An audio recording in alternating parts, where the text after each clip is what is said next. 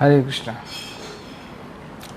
जय राधा माधव कुंज बिहारी, जय राधा माधव कुंज बिहारी, गोपीजन वल्लभ गिरिवरधारी, गोपीजन वल्लभ गिरिवरधारी,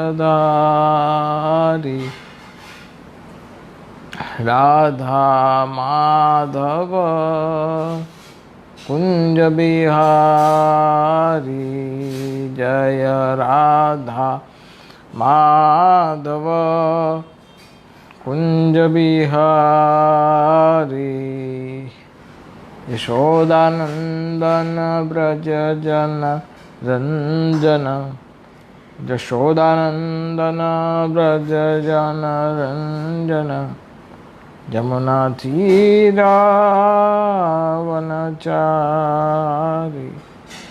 यमुना तीरावनचारी,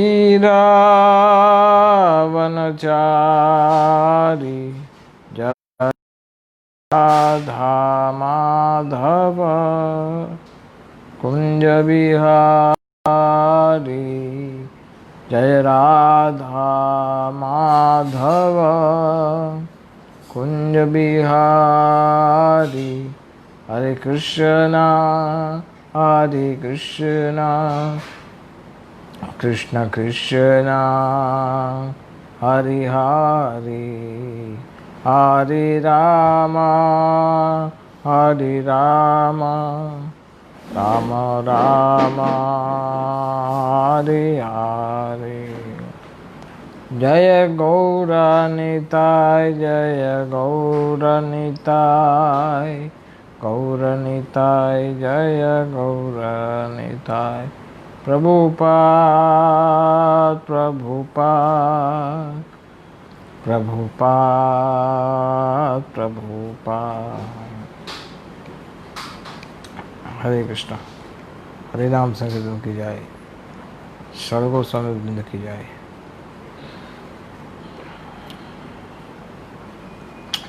ओम अज्ञानतिमिरान्धस्य ज्ञानाञ्जनशलाकया चक्षुरुन्मिलितं येन तस्मै श्रीगुरवे नमः। श्रीचैतन्यमनोभीष्टं स्थापितं येन भूतले स्वयं रूपा कदा मह्यं ददाति स्वपदान्तिकं। जय श्रीकृष्ण चैतन्य प्रभु नित्यानंद, श्री अद्वैत गदाधर श्रीवासदि गौर भक्तवृंद।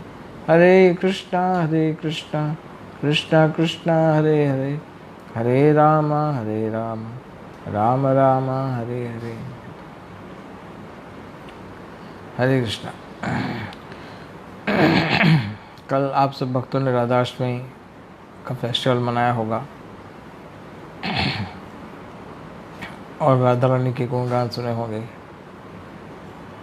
श्रीमती राधा रानी भगवान की आह्लादनीय शक्ति और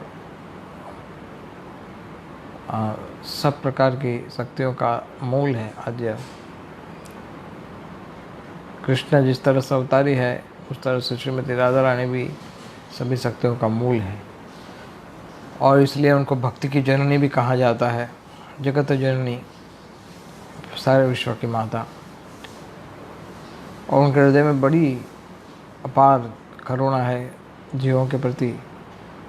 इसलिए जब चैतन्य महाप्रभु के रूप में कृष्ण प्रकट हुए तो राधा भाव द्युति, राधा का भाव और राधा रानी का कॉम्प्लेक्शन, ये दोनों ही लेकर के चैतन्य महाप्रभु प्रकट हुए।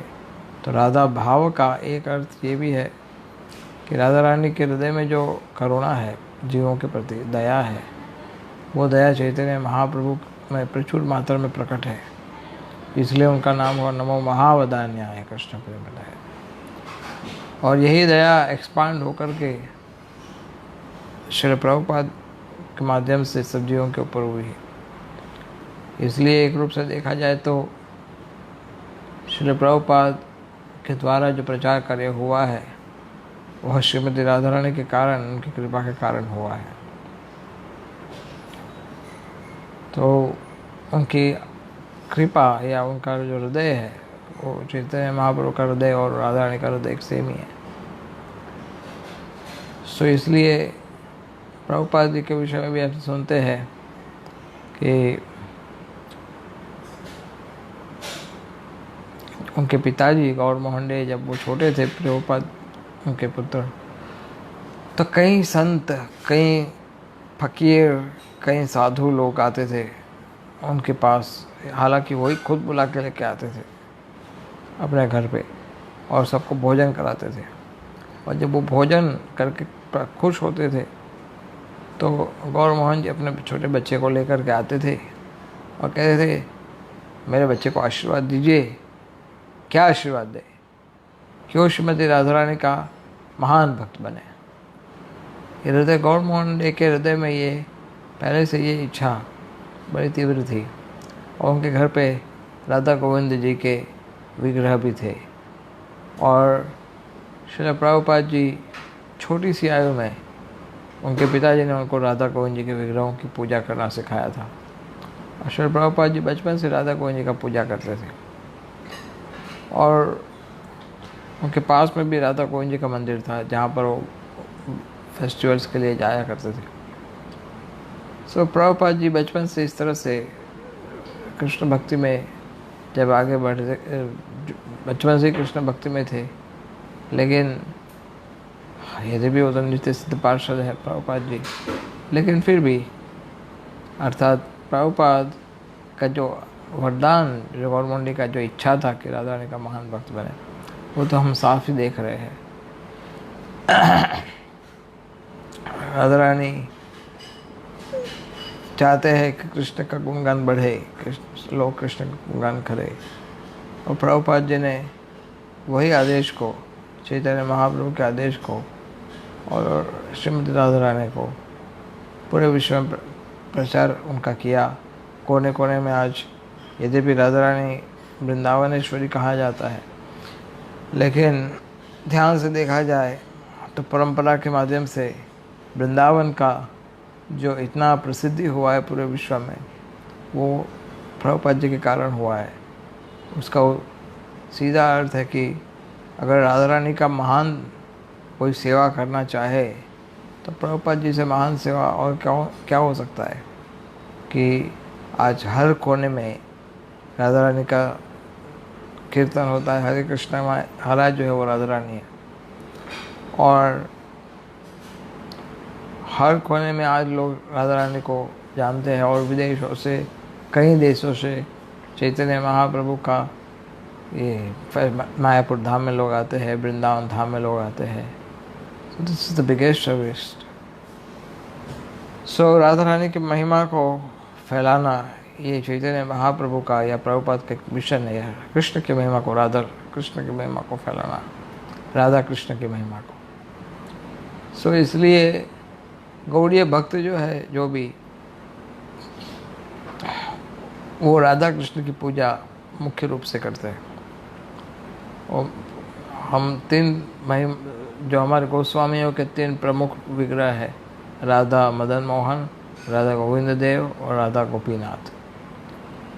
एक है संबंध देव, दूसरा है राधा गोविंद जी है वो अभिदेव देवता, और गोपीनाथ जी है वो प्रयोजन देव। सो ये जो भक्ति के सिद्धांत है, ये सब हमें सिखाया चैतन्य महाप्रभु की प्रेरणा से, उनकी कृपा से हमारे 6 गोस्वामियों ने। और इसलिए ध्यान से देखा जाए तो राधा कृष्ण की प्रेम भक्ति केवल गौर निताई की कृपा से प्राप्त हो सकती है। जो केवल कृष्ण का भजन करता है और राधा रानी को नहीं मानता या उनको जानता नहीं, उनकी पूजा नहीं करता, उनका साथ में सेवा नहीं करता युगल रूप में, तो शास्त्र कहते हैं कि वो व्यक्ति ब्रज रस को नहीं समझ सकता, वृंदावन रस को नहीं समझ सकता। और वो बड़ा अभिमानी माना जाता है कि वो राधा रानी का अनादर करता है। सो इसलिए भक्तिनाथ ठाकुर गाते हैं, राधा भजन यदि मति नहीं भेला, राधा के भजन में अगर हमारी बुद्धि स्थिर नहीं हुई, कृष्ण भजन सब अकारण गेला, उसका कृष्ण भजन सब व्यर्थ चला जाता है। कोई कह सकता है ऐसा कैसे? क्योंकि कृष्ण राधा पूर्ण शक्ति, कृष्ण पूर्ण शक्तिमान, दुई वस्तु भेद नहीं शास्त्र प्रमाण। राधा रानी पूर्ण शक्ति है और कृष्ण पूर्ण शक्तिमान है, और उन दोनों में कोई अंतर नहीं, ये शास्त्र प्रमाण है। सो इसलिए श्रीमती राधा रानी को कोई साधारण कोई कन्या मान लेता है, कोई छोटी लड़की मानता है, या फिर कोई कुछ लोग ये सोच के घबरा जाते हैं कि नहीं नहीं नहीं, कृष्ण का जो माधुर्य श्रृंगार रस है गोपियों के साथ, वो साधारण मनुष्य की बुद्धि से पर है, वो समझ नहीं सकते, तो उसमें अपराध कर बैठते। इसलिए बहुत सारे लोग कई बार राधा रानी को एक मामूली लड़की मानते हैं, या फिर एक जोगन मानते हैं कि जो कृष्ण की भक्ति में लग गई थी। लेकिन ये राधा रानी को जानना समझना इतना ही आसान होता तो पूर्ण शक्तिमान की जो पूर्ण शक्ति है वो इतनी सरलता से थोड़ी समझ आएगी। इसके लिए तो हमें कृष्ण को समझने से भी ज़्यादा मुश्किल है श्रीमती राधा रानी की गुह्य बात को समझना। कृष्ण खुद नहीं समझ पाएंगे तो और कौन समझ पाएगा। सो इसलिए कुछ ऐसे सहज्ञ लोग होते हैं तो जो राधा रानी को सस्ता मान लेते हैं। तो हमारा उद्देश्य ये होना चाहिए कि हमें राधा रानी को चैतन्य महाप्रभु की परंपरा से, उनकी कृपा से ही समझना चाहिए। नितायर करुणा हमें ब्रजे राधा कृष्ण पावे। नित्यानंद प्रभु की कृपा होगी तभी राधा और कृष्ण को वृंदावन में आप प्राप्त कर सकते हो, अन्यथा नहीं कर सकते। और इनको जो समझता ही नहीं, वो नित्यानंद के पास कोई जाता नहीं, सही पापी आलो आर गेलो, ऐसा व्यक्ति आता है चला जाता है। और ये गौर नित्यानंद चैतन्य गौर निताय का जो सिद्धांत है, जो कृपा है, ऐसे तो उनके अनेक भक्त हैं, हरिदास ठाकुर, सर्वदामोदर, रामानंद रॉय, अनेक भक्त हैं चैतन्य महाप्रभु के।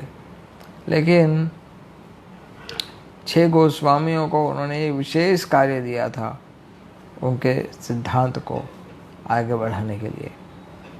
तो 6 गोस्वामियों की कृपा होगी तभी कोई व्यक्ति राधा कृष्ण की महिमा को समझ पाएगा। यही वो 6 गोस्वामी है जिन्होंने राधा कृष्ण के विषय में, उनकी स्तुति में, उनके गुणगान में इतने सारे ग्रंथों की रचना की है।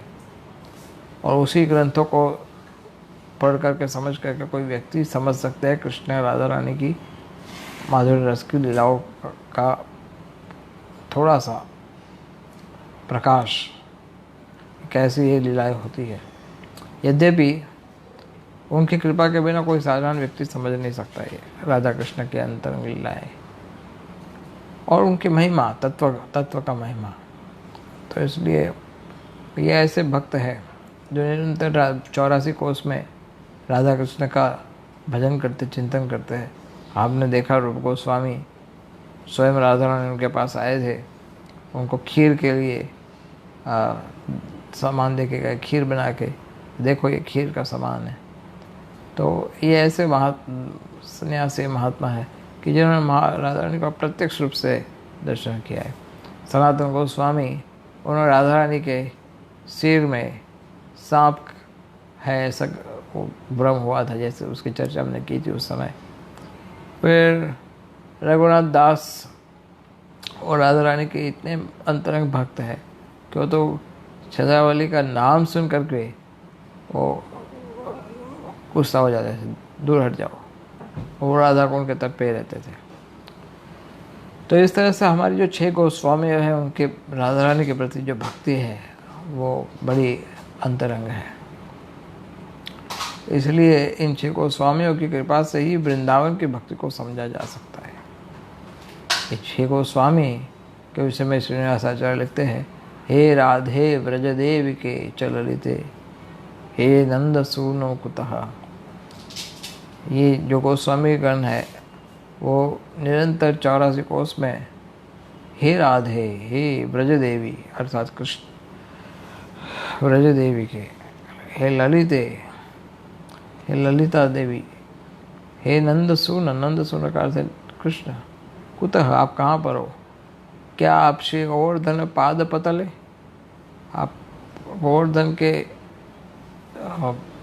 तट में, गोवर्धन के पास हो, कालिंदी बने, या फिर आप यमुना के पास में कुछ वन है, जैसे 5 ऐसे वन है कि जो यमुना को छू कर, 5 या 6 वन यमुना को बिल्कुल छू कर है। सो कालिंदी बने, कुतः आप कहाँ पर हो? गोवर्धन के पास हो या कालिंदी वन यमुना के आसपास कहीं हो।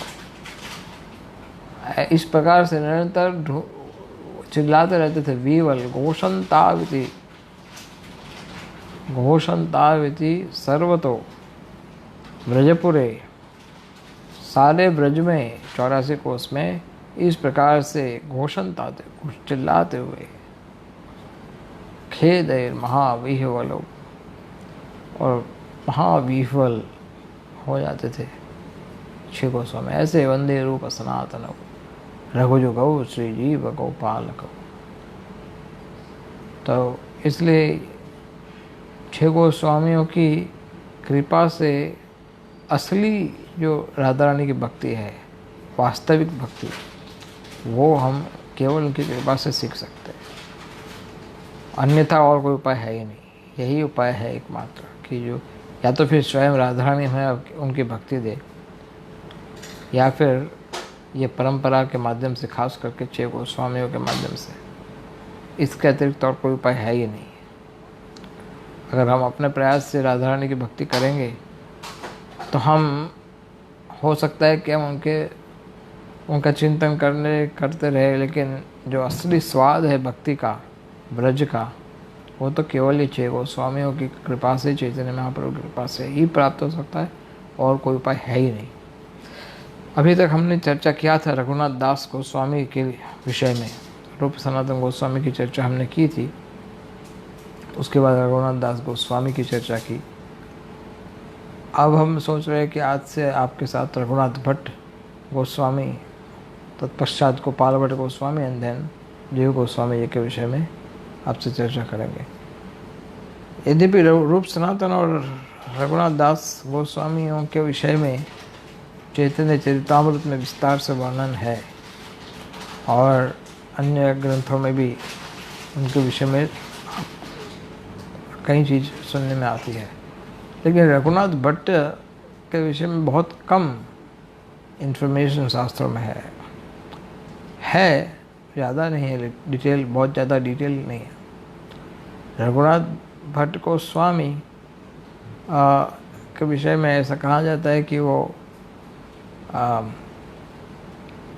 उनकी कला में बड़े निष्णात थे, गाने में, रसोई में, भागवतम को पढ़ने में, ऐसे बस वेरी, उनका मधुर कंठ था, और ही वॉज एक्सपर्ट कुक, रसोई बहुत अच्छा बनाते थे, और भागवतम के एक ही श्लोक को अलग अलग तरीके से गा सकते थे।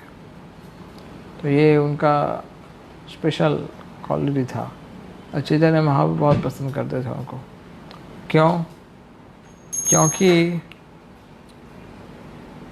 अगर आप इतिहास देखोगे तो चैतन्य महाप्रभु जब गृहस्थ थे, उनका नाम था निमाय पंडित, और निमाय पंडित कुछ कार्य से बांग्लादेश गए थे जवानी में, और उस समय उन्होंने अपनी भक्ति का प्रकाश किया नहीं था। वहाँ पर एक ब्राह्मण था जिनका नाम था तपन मिश्रा। तपन मिश्र जो है वो बड़े विनम्र थे, ब्राह्मण थे, वैष्णव थे, लेकिन उनके मन में निरंतर एक प्रश्न आता रहता था कि शास्त्र को हमने पढ़ा, वेदों अलग अलग, लेकिन जो मूल उपाय क्या है इस कलयुग में, ये कोई नहीं बताता। इस कलयुग में भगवान को प्रसन्न करने का ये युग धर्म है, कलयुग का जो सबसे उत्तम तरीका है भक्ति का, वो क्या है, what is the best way, and who is the supreme personality of Godhead, कौन है ये supreme personality of Godhead. So he wanted to know about the truth. वो थोड़े दुखी थे और रात को स्वप्न आया उनको, एक बड़ा चमचमाता हुआ एक प्रकाशवान एक व्यक्ति.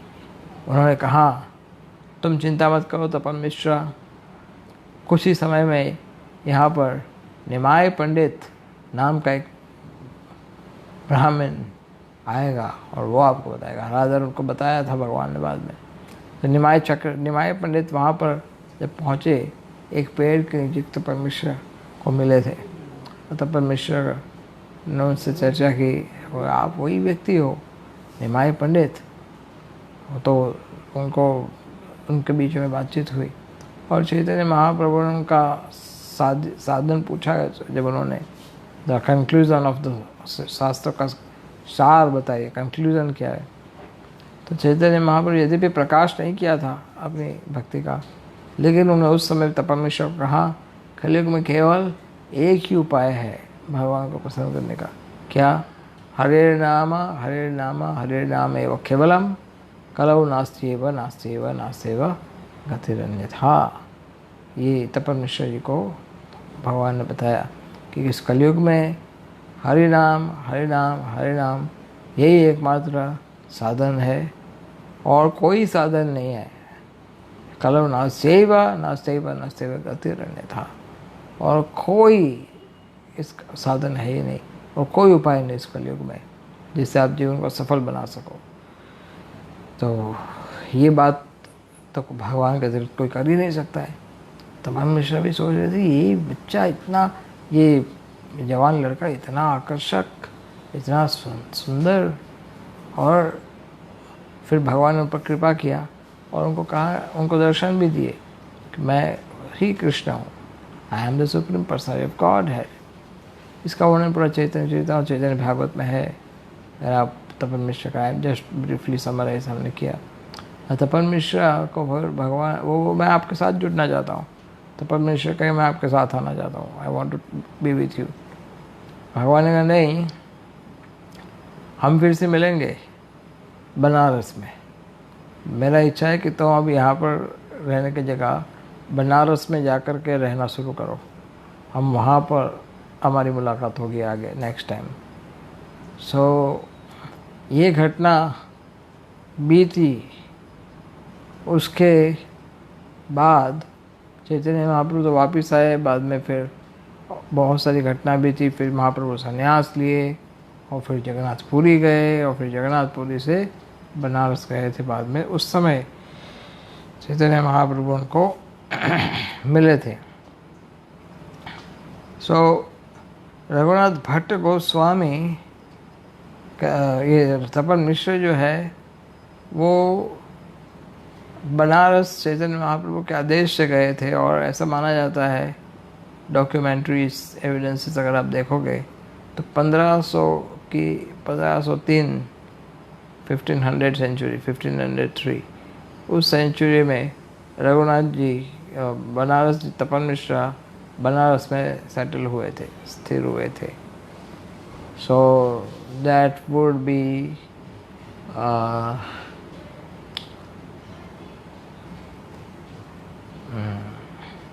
उनके बनारस में स्थिर होने के पश्चात 2 साल के पश्चात, 2 साल के बाद 2 साल के बाद उनको पुत्र का जन्म हुआ था.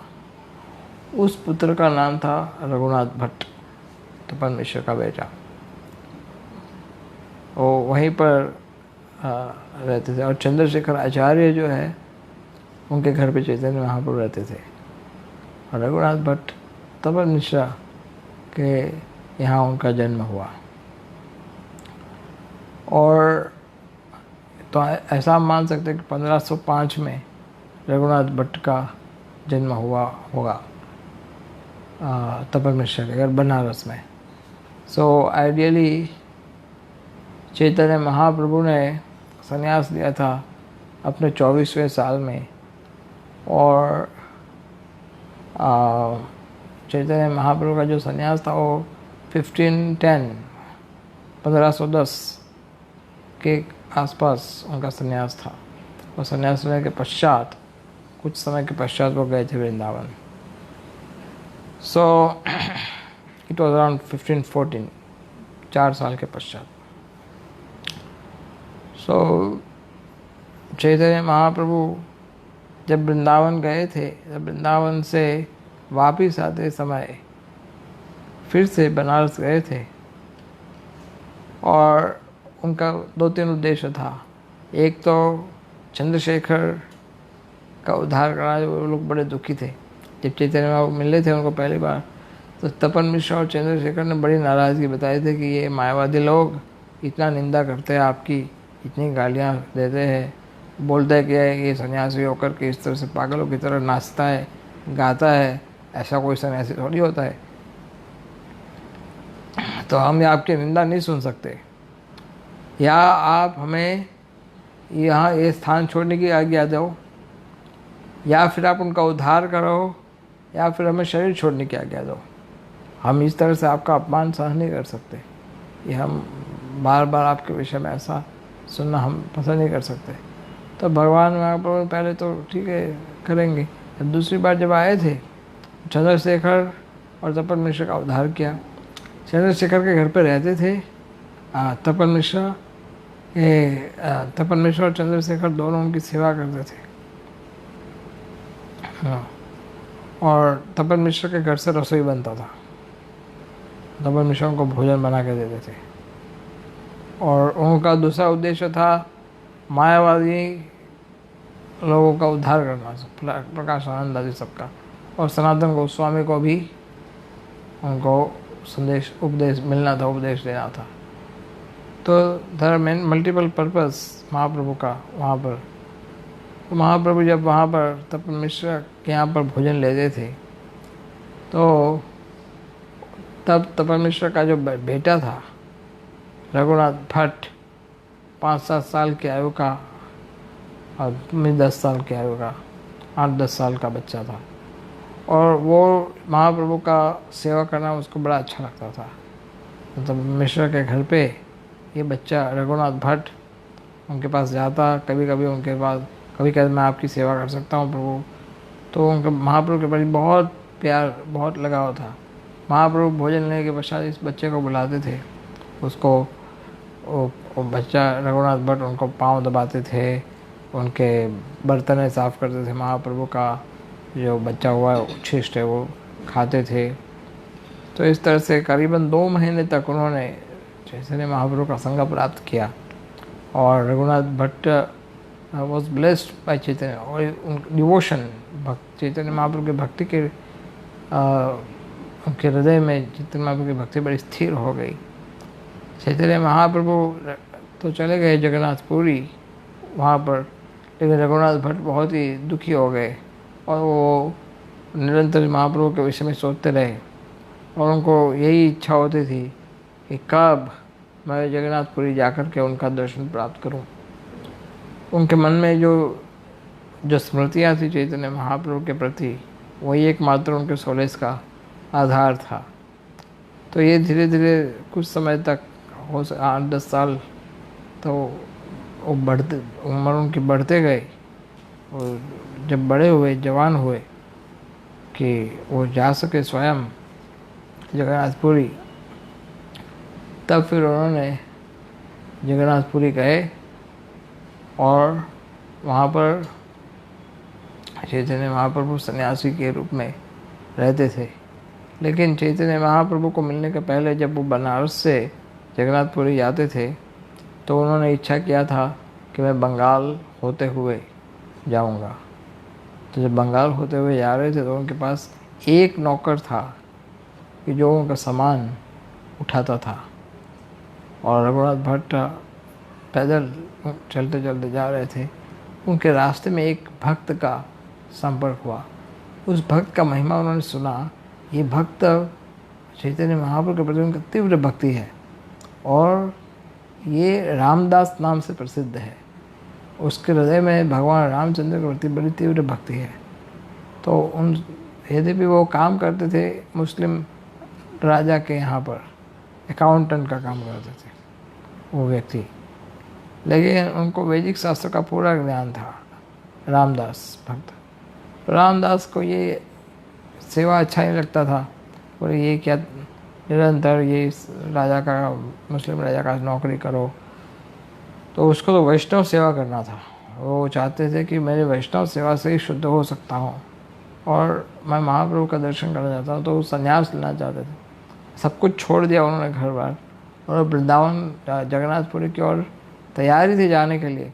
वहाँ पर रघुनाथ भट्ट का उनको संपर्क हुआ। उन्होंने सोचा कि ये तो बड़ा अच्छा अवसर है, महाप्रभु का इतना प्रिय भक्त तपन मिश्र का बेटा, और वो जा रहे जगन्नाथपुरी चैतन्य महाप्रभु को मिलने के लिए, और मैं भी तो जाना चाहता हूँ चैतन्य महाप्रभु को मिलने के लिए। तो मैं यहाँ से इनका साथ संग करूँगा। तो कहा, आप मुझे यहाँ से आगे का रास्ता बता सकते हो? बोले हाँ, लेकिन मेरी आपसे एक रिक्वेस्ट है, विनती है। क्या?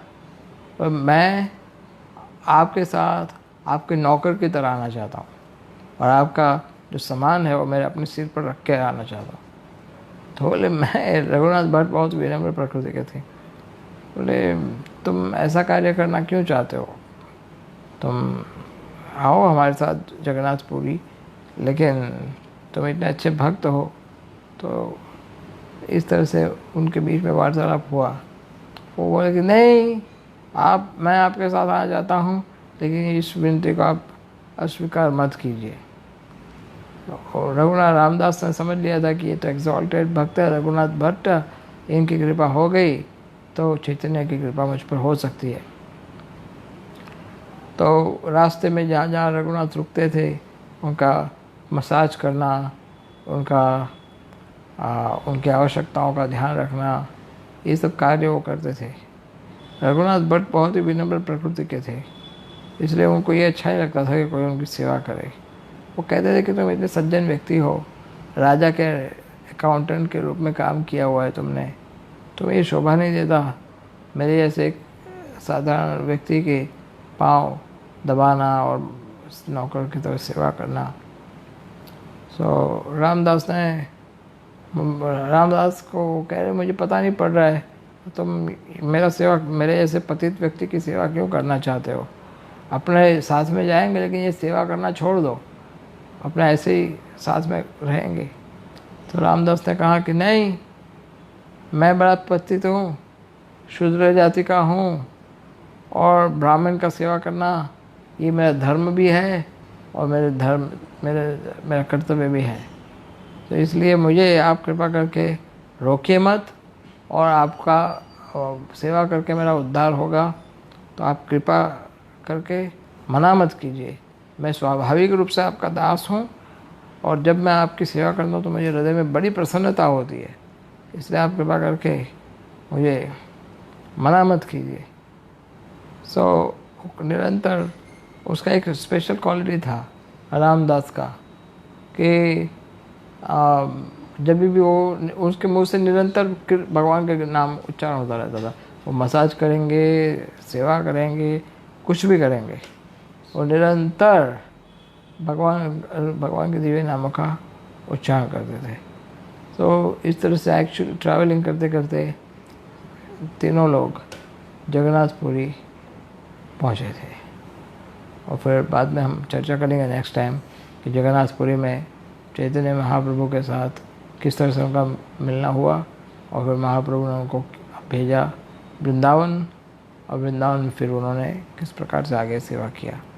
So will stop here. Raghunath Bhatt Goswami की जय। हरे कृष्ण।